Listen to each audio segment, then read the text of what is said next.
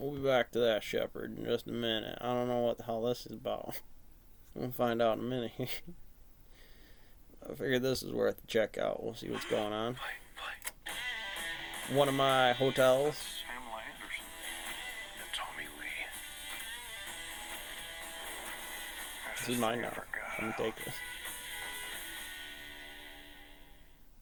Congress could vote soon on banning people from getting into college because of their family ties.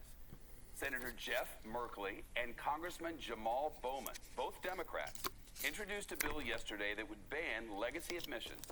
Congressman Bowman argued all students deserve a fair shot at getting into college, but he said students whose parents didn't attend or donate to a university are often overlooked in the admissions process. You want kids with the grades that are going to have the long game for, hey, I went to Harvard where my PhD is, go there. Does it really matter? Should be based on their freaking merits. And again, the merits that said, well, the family ties to somebody you don't like doesn't mean their kid. When I bring them into my circle that was like, no offense to your daddy, but he should have told, well, I'm glad he didn't tell your mama to swallow because here you are now as a benefit to this company, which is great. More recently, at some schools, part of the motivation is money. In 2018, somebody should talk to that. Considered doing away with its legacy policy until a committee looking at reforms concluded that alumni. Oh, the NP problem, organizations of field theories and students, basically the whole thing at the table. You could just make a calculus of what is going on today. Kids chasing the rabbit as case studies. All kinds of notebooks. Julia Pike got into Amherst as a third Take them around with you when you're done.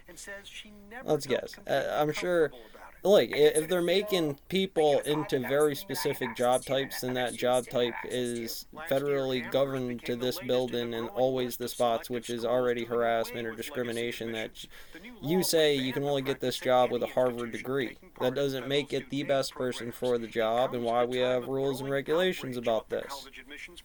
Yeah, if I find out later on that you're a twat with tenure with just some thumb up your ass, high on your own piss. But we've seen this lots of times.